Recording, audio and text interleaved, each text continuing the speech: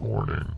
Do not watch this video if you rely on a rigid belief system to give your life a false sense of security and meaning. The information presented in this video is potentially life-changing. It must be watched with an open mind, unless you're willing to put everything you think you know temporarily on hold, and open up to the possibility that you may have been systematically deceived and lied to your entire life. This video is not for you. Those who seek answers, those in search of truth, those who are tired or question the narrative told by celebrity switch influencers, mainstream media, and alleged giant experts who have every reason or financial motives to lie. Look no further. Cyber Posse, welcome to the Outlaw, the voice of the barrio, the voice of the Vato Loco.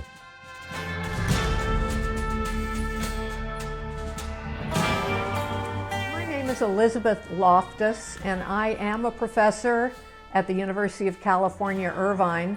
I teach psychology and law, and I study human memory.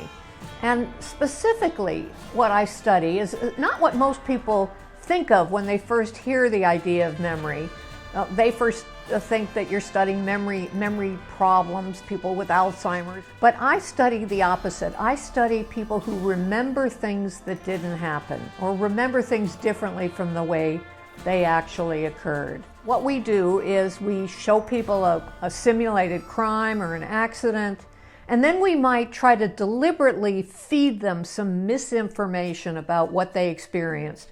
So they might see the car go through a yield sign, and we suggest to them that it's a stop sign. And what happens when people are exposed to this misinformation is sometimes they will adopt it as their own memory and become convinced of it. So they'll now tell you, I saw a stop sign. They might be confident about it and detailed about it, even though it's a distorted detail. Then what we did is, to see just how far you can go with people, we plant entirely false memories into the minds of people for things that didn't happen. And we were able, through the power of suggestion, to convince people, for example, that they were lost in a shopping mall when they were 5 years old, that they were frightened and crying, and ultimately were rescued, all through the power of suggestion. So what these studies show, and not just studies done by me and my research collaborators, but many other scientists around the world, is that memory is malleable. It doesn't work like a video recording. You don't just record the event and play it back. The process is much more complex.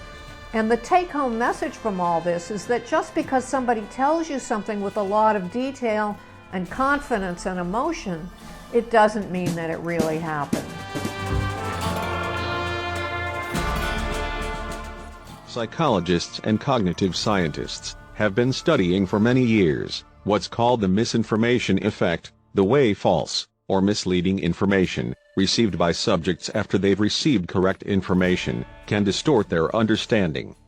Yes, cyber homies, this is some real shit, homes, not make-believe Hollywood shit. What is it? The misinformation effect was first studied in the 1970s by MK-Ultra-type psychologist and memory expert, Elizabeth Loftus. Her research has demonstrated that an individual memory is far easier to influence than might ordinarily be thought. Even the simple phrasing of a question about the past cyber cholos can influence our memories, Loftus has stated in past interviews. In another experiment, researchers showed participants a video of a minor car accident, and later asked the Vatos to report on the accident. They found that simply asking subjects a question phrased suggestively about how fast were the cars going when they smashed into each other could influence their memories of how serious the accident was. Just a simple word as smashed changed the subject's memory of the accident. Remember that, cyber outlaws. Welcome, Cyber Posse, to the Outlaw News, the Cholo journalist, the voice of the barrio, the voice of the Vato Loco. Thank you for sliding through and listening to today's Cyber Klecha. Today, Cyber Posse, we regulate on the king of SNY cheerleading, YouTube prison snitch channels. The highly popular, fake stories written by lying SNY prisoners.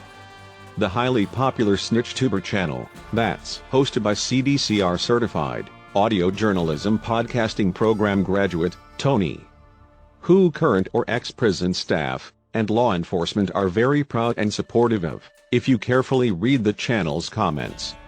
Today Cyber Posse, the outlaw, is going to show you how Elizabeth Loftus's misinformation effect, who is coincidentally also linked to the California prison system, like social media junior explorer Tony theory, applies to the realm of prison gangs, and most importantly today's extremely popular YouTube genre, the prison YouTube snitch influencer genre.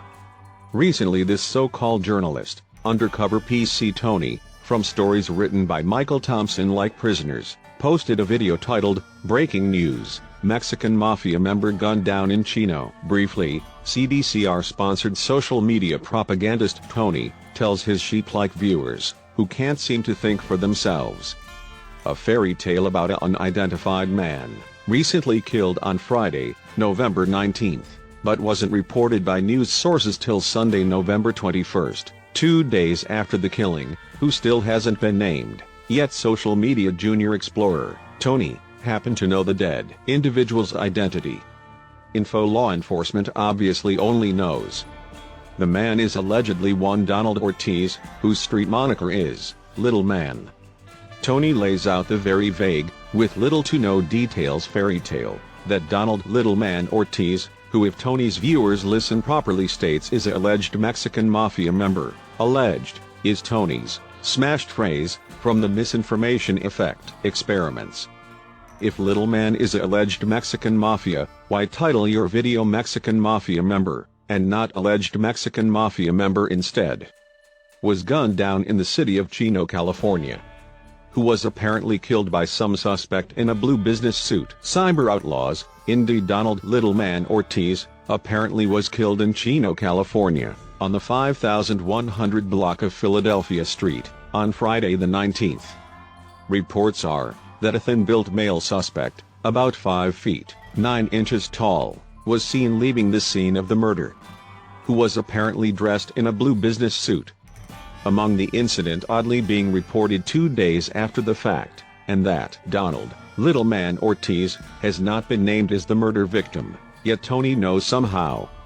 The incident has revealed very little, or solid leads. Yet, Cyber Cholos, if you didn't know any better, it seems junior explorer Tony wants viewers to assume Donald Little Man Ortiz was some Mexican Mafia member, and was killed in some backstabbing betrayal Mexican Mafia GP politics, basically, selling a narrative of evil supervillain, Pelican Bay boogeyman gang leaders. All by titling his video conveniently, Mexican Mafia member gunned down, and using terms as alleged Mexican Mafia member, cleverly leaving out cyber homies, or maybe too eager to smut up the end to hostilities agreement movement, to realize that back in the 1996 Mexican Mafia Federal RICO case, Donald Little Man Ortiz was said to have entered protective custody to protect him from a supposed green light put on Little Man. Somehow, Deputy Tony seems to not realize this, that Little Man has been non-GP prison gang affiliated for over 25 years. Now, this very well could be some prison gang related murder, but considering that in no time in history has law enforcement have access to the largest pool of informants that law enforcement have today, who within 48 hours always have leads to crimes.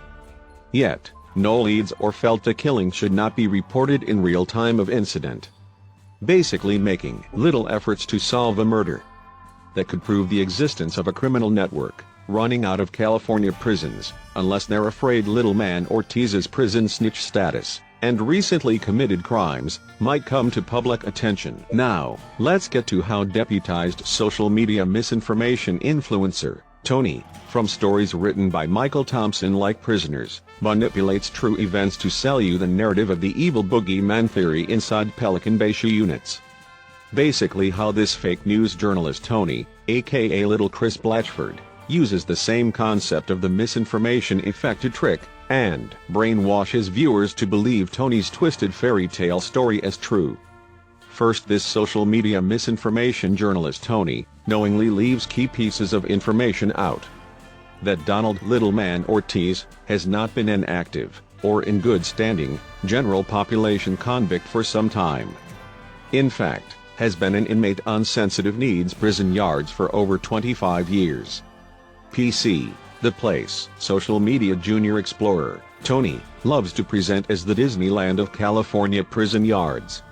Second, CDCR's public relations spokesman, Tony, also left out that while on parole on October of 2019, Donald Littleman Ortiz and 2 others were arrested for robbery, assault, and gun possession charges. In the very same location, the 5100 block of Philadelphia Street, in the city of Chino, where apparently Littleman Ortiz was murdered. The 3 suspects, 2 who were following orders of Littleman Ortiz, who was pretending to be some active GP gangster leader on the streets, assaulted a fellow associate of theirs, also stealing a gun case, with several guns. The 3, including Littleman Ortiz, were arrested. Littleman Ortiz was also facing parole violations charges. Yet, strangely, known debriefer Donald Littleman Ortiz never was returned to prison on parole violations, or charged with the robbery, gun possession, and assault, in which the victim, who was beaten and robbed, identified Donald Littleman Ortiz as a suspect in the assault and robbery. So it would seem that Donald Littleman Ortiz was just another SNY agent provocateur, set free on the streets to instigate and encourage younger naive gangsters to commit crimes, thinking Littleman Ortiz is some big-shot GP Mexican mafia leader, when in fact Donald Littleman Ortiz was really some PC debriefer, who was most likely murdered by someone related to crimes Littleman Ortiz was pulling off in the Chino area, after his release from an SNY prison yard, to fabricate crimes that law enforcement, with help from fake news media, will use to spin the narrative of evil monster Pelican Bay gang leaders, smutting up and discrediting the end to hostilities agreement and all the positive changes that have happened because of the Ashker court settlement and hunger strikes. Agent provocateurs like Donald Littleman Ortiz, the early release of mental ill EOP prisoners, and known drug addict violent-prone prisoners, is how law enforcement will stop the defunding of their agencies. Order out of chaos. The order they want will return men, who many have been proven to have never committed any crime while in prison, back in some torture shoe dungeon, and refill the empty beds back up of the super-rich prison industrial complex. Make no mistakes, cyber locos, these pawn-type informants, and early release of unstable, homeless, violent-prone prisoners, are just worms like the ones used for fishing referred to as night crawlers. These worm-type prisoners are cast out and released into our community as bait. 9 out of 10 times, the worm will return back to prison, with other fellow criminals hooked to its line. Criminals rarely commit crimes alone, or do drugs by themselves.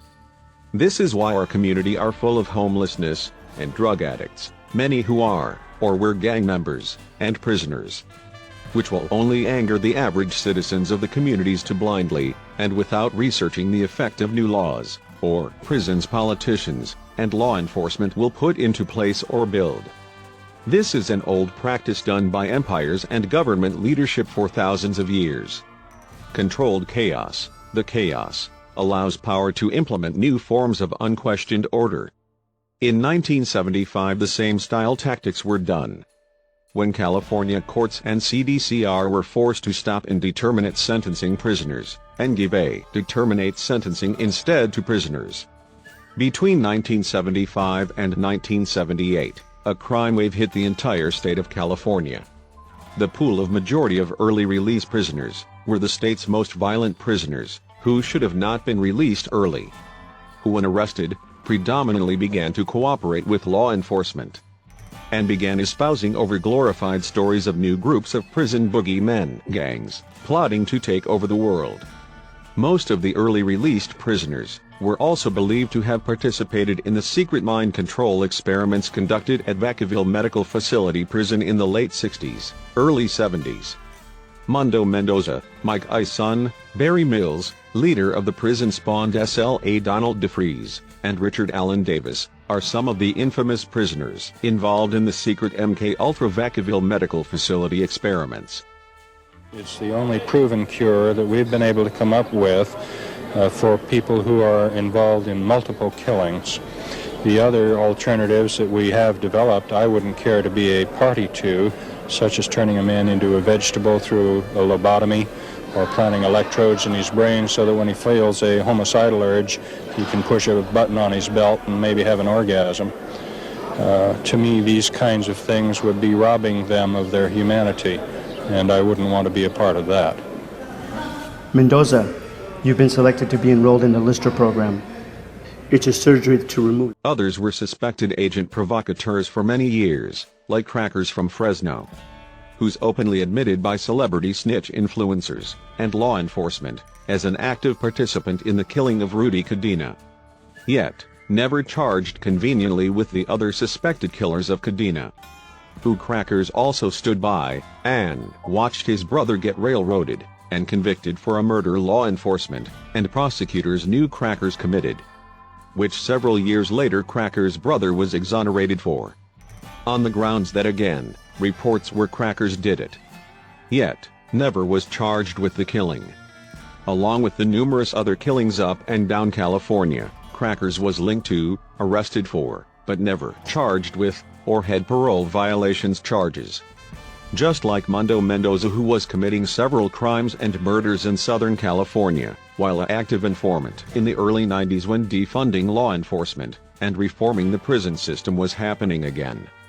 Suddenly, a snitch by the name of Chuco Castro showed up on the streets, instigating race wars between brown and black gangs, homies killing their own homies, and making youngsters tax their local dope connections, knowing most connection will refuse, choosing to defend themselves, forcing the young naive gangsters to use extreme violence against the drug connections, basically creating the needed chaos to ensure a sudden rise in local gang activities that allowed law enforcement the necessary crimes to build a massive federal RICO case that never really proved any of the actual crimes in the RICO case were actually ordered from some Pelican Bay shoe convicts, and most importantly secured the local prison gang task force from being disbanded because of police defunding the overwhelming majority of crimes that are represented on mainstream media platforms, and now today's fake news rumor spreading snitch tubers influencers are really crimes committed by or instigated by some closet PC, pretending to be some high-powered GP gangster, in order to sell a narrative of Pelican Bay boogeyman gangsters that's used to discredit the revolutionary militant prisoners who were held in the SHU units, and legally have challenged the illegal tactics of CDCR and law enforcement. Tony, from stories written by Michael Thompson like Prisoners, never really clarifies the location of most his guest horrific prisoners' tales of murder. Because, if conman Deputy Tony did, his viewers will quickly realize that his SNY is Disneyland fairy tale is a big lie. SNY is actually the location of the majority of violence inside CDCR today. Some recent examples: the murder and crimes related to debriefer Donald Littleman Ortiz, the high-profile murder of Active G, and end to hostilities supporting rapper Nipsey Hussle by a protective custody status released prisoner Eric Holder, the high-on-drugs spree killer in Santa Ana, California, Zachary Castaneda in 2019, who was released early from some EOPSNY yard with a fresh black hand tattooed on his neck that news media plastered all over the news. Never mentioning this fool Zachary Castaneda could not belong to a group like the Mexican Mafia, because he's SNY and a JCAT. There's the man who crimes brought about the three strikes law, Richard Allen Davis, who's used as the poster boy image for evil prison monsters, who has been a prison snitch since the early 70s, constantly released early, and rarely ever punished for his crimes, which led Davis to rape and murder a young girl. Yet, you'll never hear any law enforcement expert, mass media, or popular prison YouTube snitch influencers who've profiled Richard Allen Davis before ever mention his status of snitch. There's Hollywood celebrity snitch, Phantom, Robert Galvan, who is a notorious PC status prisoner, who Tony along with fake news, and law enforcement hide. To subconsciously lead people to believe monsters are on GP yards, not SNY yards. You also have Junior Explorer Tony's favorite SNY prisoner, who Tony refers to as a hero, Rick Case, or Crazy Rick because he's mentally unstable, and hears voices in his head. Who Tony feels is worthy of a title such as Hero Cyber Outlaws. Because some chomo celly of Rick's, who was off his meds, flipped out, and angrily called Rick a punk, PC dropout. Which apparently Rick's voices in his head didn't like, and told Rick to kill his cellmate. The dirty truth, Cyber Outlaws, is these prison YouTube snitch influencer, are nothing more than modern-day Fox 11, Chris Blatchford extreme right-wing gang specials propaganda, and CDCR-produced movies such as American Me, and Blood In Blood Out. Fake news and entertainment, cleverly scripted, and edited to subconsciously encourage anti-social criminal behavior in poor working-class communities, while offering overt images, and manipulated stories. Who also implant the negative stereotypes in average citizens of poor working-class communities as criminals, who then will vote for new tough laws, or expanding the already huge and profitable California prison industrial complex. Stay suited and booted, cyber cholos. It's the only way to spot the bullshit misinformation that's pushed by so-called positivity pushing, subconscious fear-mongering, prison YouTube snitch influencer gurus. Vencermos.